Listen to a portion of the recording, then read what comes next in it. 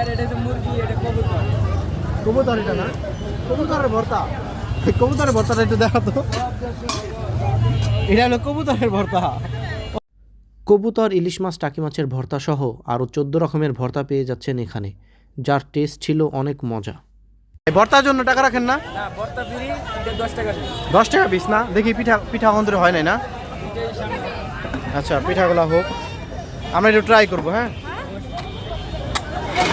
তো আমার সামনে এতগুলা ভর্তা, আমি একদম কনফিউজ হয়ে গেছি, মানে আমি কোন ভর্তাটা খাবো।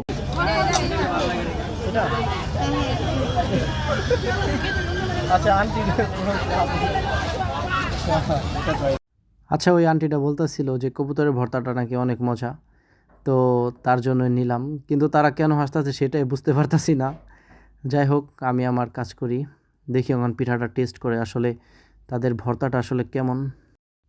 তো গাইজ, ভর্তাটা ছিল সত্যি অনেক মজাদার। আর এই কবুতরের ভর্তাটা মানে সত্যি কবুতরের ভর্তাই এইটা, কারণ আমি কবুতরের গ্রান পাইতাছি। আচ্ছা যাই হোক, আমি তো আর দেখি নাই তারা কিভাবে বানাইছে, শুধু আমার কাছে কবুতরের মতোই লাগে। আচ্ছা আরেকটা ভর্তা ট্রাই করে দেখি। আপনাদের স্পেশাল ভর্তা কোনটা? এটাই ভর্তা। আবার এটা খাইতে পারেন ইলিশ মাছ। ইলিশ মাছ? হ্যাঁ হ্যাঁ। নাম কি? নাম হলো শামিম ইসলাম। আসলে ছোটাপুটা জিজ্ঞেস করতেছিল যে ভাই আপনার চ্যানেলের নাম কি, তো আমি বললাম শামিম ইজ ব্যাক, কিন্তু এটাই তো আমার ফার্স্ট ব্লগ, ফুড ব্লগ আর কি, তো সে যদি সার্চ দিয়ে দেখে তো আমার একটাই ব্লগই পাবে।